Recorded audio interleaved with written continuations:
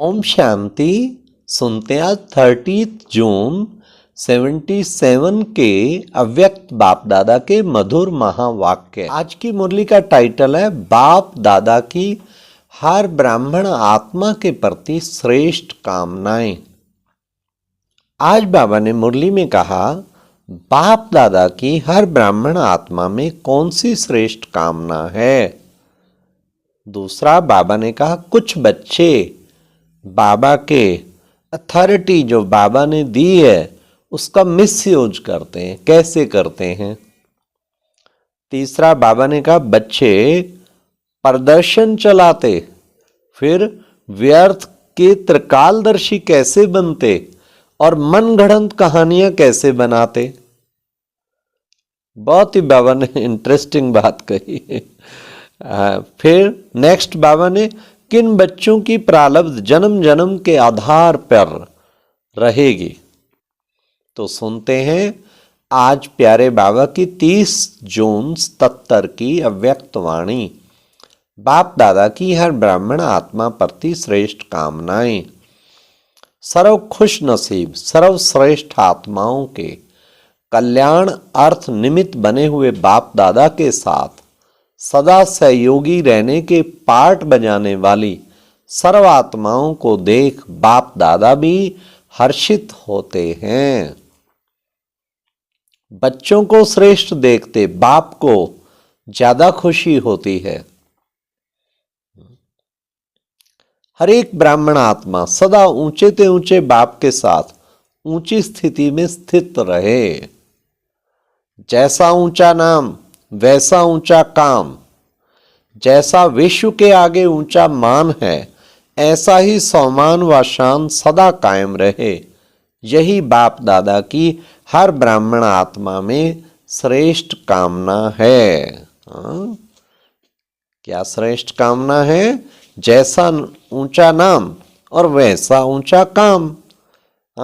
जैसे विश्व के आगे ऊंचा मान है ऐसे ही सम्मान कायम रहे। फिर बाबा ने कहा बच्चों को क्या करना है? जो बाप दादा द्वारा ज्ञान का गुणों का शक्तियों का श्रृंगार मिला है उस श्रृंगार को धारण करो।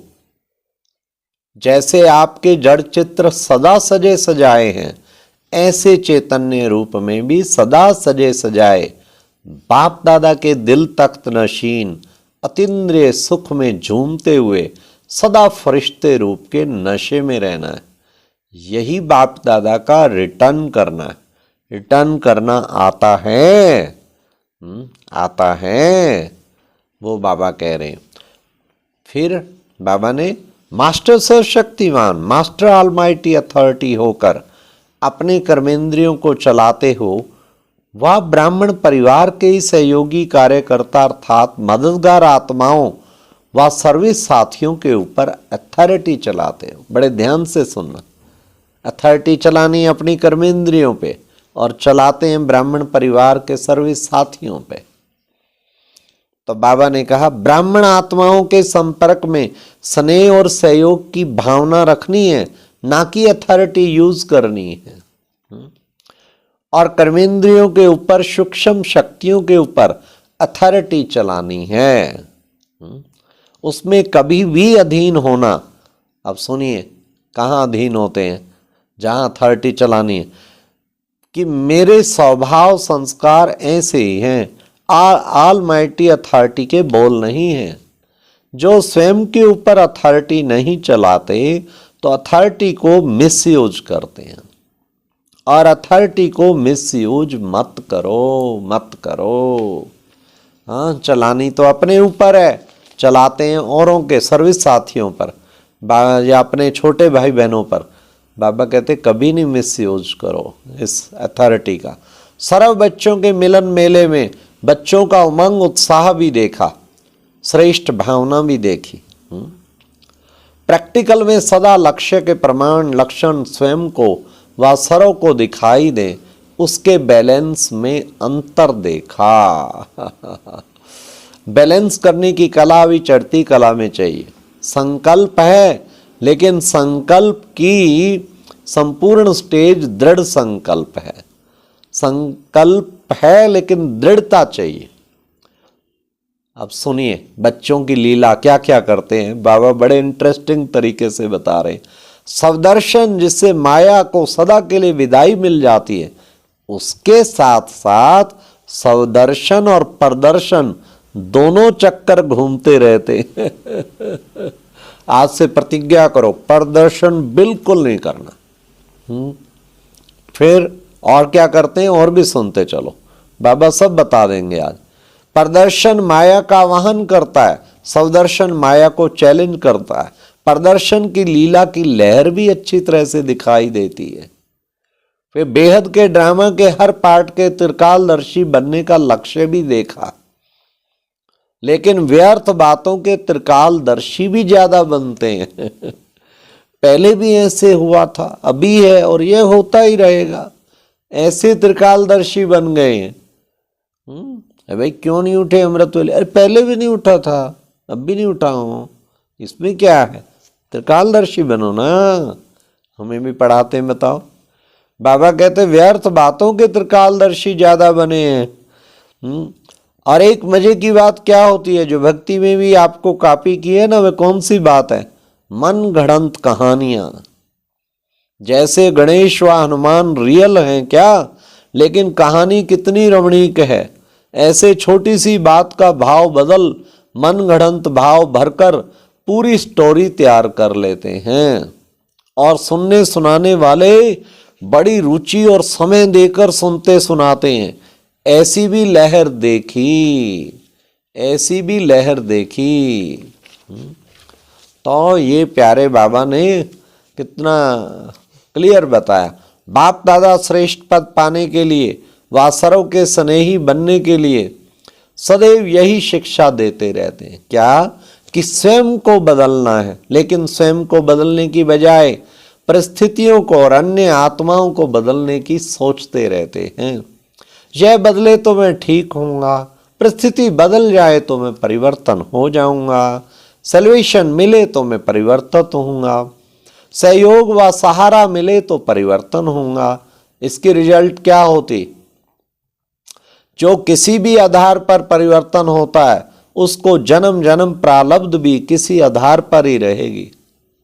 उसका कमाई का खाता जिस बात में जितनों का आधार लेते हैं, वह शेयर्स में बट जाता है। स्वयं का खाता जमा नहीं होता, इसलिए जमा होने की शक्ति और खुशी से सदा वंचित रहते हैं। इसलिए सदा लक्ष्य रखो, स्वयं को परिवर्तन करना है। किसी के आधार पे होंगे तो फिर प्रारब्ध भी बाबा कहते आधार पे ही मिलेगी, बट जाएगी। मैं स्वयं विश्व की आधार मूर्त हूं। अब बड़े ध्यान से सुनना बाबा क्या कह रहे हैं। सिवाय बाप के आधार के अल्प काल के आधार समय पर छोड़ देंगे। विनाशी हिलने वाले आधार आपको भी सदा कोई ना कोई हलचल में लाते रहेंगे। एक समाप्त होंगे, दूसरा जन्म लेंगे, इसी में ही शक्तियां व्यर्थ होंगी। और बात चलते चलते अलबेले होने कारण कमजोरी के बोल बार बार ऐसे बोलते हैं। कैसे? जैसे बड़ा मान से बोल रहे हैं, संकोच नहीं होता। सच्चाई सफाई समझकर बोलते हैं। क्या बोलते हैं? अब सुनिए क्या बोलते हैं। हाँ, बड़ी जबरदस्त बाबा ने बातें बताई आज। मैं डिस्टर्ब हूं, मैं कुछ करके दिखाऊंगी। क्या करके दिखाऊंगी? हंगामा। हाँ, या अपने आप को कुछ करके दिखाऊंगी। डिसर्विस होगी। या देख लेना, मैं हूं ही कमजोर, संस्कारवश हूं, मैं बदल नहीं सकती, आपको यह सल्वेशन देनी ही होगी। ऐसे ऐसे बोल बहुत इजी रूप में, बहादुरी दिखाने के रूप में, दबाने और धमकाने के रूप में बहुत बोलते हैं। बाप दादा को रहम आता है ऐसे बच्चों पर। ऐसी कमजोर आत्माएं जो संकल्प के बाद वाणी तक भी लाती हैं, कर्म तक भी लाती हैं। बाप का एक कल्याण होना है। हाँ, इसमें एक कल्याण किसका समझते हैं? जैसे कि बाप का एक कल्याण होना है, सर्विस का एक कल्याण समझते हैं। बाप को नुकसान पड़ेगा, लेकिन इन बातों के संस्कार बनाने वाले अपना ही एक कल्याण करके निमित्त बन जाते हैं। ड्रामानुसार विश्व सेवा का कार्य निश्चित ही सफल हुआ पड़ा है, कोई हिला नहीं सकता। यह तो बाप दादा निमित्त बना हुआ है एक कर्म का पदम गुणा फल देने के लिए। बच्चों को सेवा अर्थ निमित्त बनाते हैं, करेंगे तो पदम गुणा पाएंगे। तो बच्चों के भाग्य बनाने के लिए निमित्त बनाया हुआ है। बाकी कोई के हिलने से कार्य नहीं हिल जाता है। कलप कलप की निश्चित भावी विजय की हुई पड़ी है। इसलिए ऐसी कमजोर भाषा को परिवर्तन करो, अर्थात स्वयं का कल्याण करो। बाप कल्याणकारी, समय और विश्व कल्याण करने के कार्य के समर्थ बन स्वयं का भविष्य बनाओ। बाप जानते हैं, मेहनत भी बहुत करते हैं, त्याग भी किया, सहन भी करते हैं, लेकिन जिससे स्नेह होता है उसकी छोटी सी कमजोरी देख नहीं सकते। बाप को किसी के प्रति घृणा नहीं होती, सदैव अपकारी के भी शुभ चिंतक है। इसलिए सदा सहयोग लेते चलते चलो। अमृत वेले का महत्व जान बाप द्वारा वरदान लेते रहो। सीजन की समाप्ति अर्थात सहयोग की समाप्ति नहीं है। हर एक बच्चे के साथ सर्व स्वरूपों से, सर्व संबंधों से बाप दादा का सदा हाथ और साथ है। अभी ड्रामानुसार समय मिला है, यह अपना लक्ष्य समझ समय का लाभ उठाओ। विनाश की घड़ी के कांटे आप हो। आपका संपन्न होना समय का संपन्न होना है। इसलिए सदा सब चिंतन सदर्शन चक्रधारी बनो। अच्छा ऐसे भविष्य तकदीर बनाने के निमित्त बनी हुई आत्माएं, स्वयं द्वारा कल की तस्वीर दिखाने वाले, सदा बाप को रिटर्न देने वाले मास्टर ऑलमाइटी अथॉरिटी बच्चों को बाप दादा का याद प्यार और नमस्ते। आज प्यारे बाबा ने कितनी सुंदर मुरली सुनाई हम बच्चों को कि कभी भी ये धमकाने के संस्कार गलती से भी ना आए। अरे बाप को धमका रहे हो, बाबा का डिसर्विस करने का संकल्प, तो अपना ही डिसर्विस हो जाएगी। और बाबा ने अथॉरिटी को मिस यूज नहीं करना है, अपने ऊपर अथॉरिटी यूज करनी है अपनी कर्मेंद्रियों पे। ब्राह्मण परिवार को तो स्नेह से चलाना है, ना प्रदर्शन करना है, ना व्यर्थ के त्रिकालदर्शी बनना है, ना मनगढ़ंत कहानियां रचनी है। और किसी के आधार पे पुरुषार्थ ना हो, निज आधार पर हो। अच्छा, ओम शांति। और अब यह एक बहुत अच्छी वीडियो भी जरूर देखें।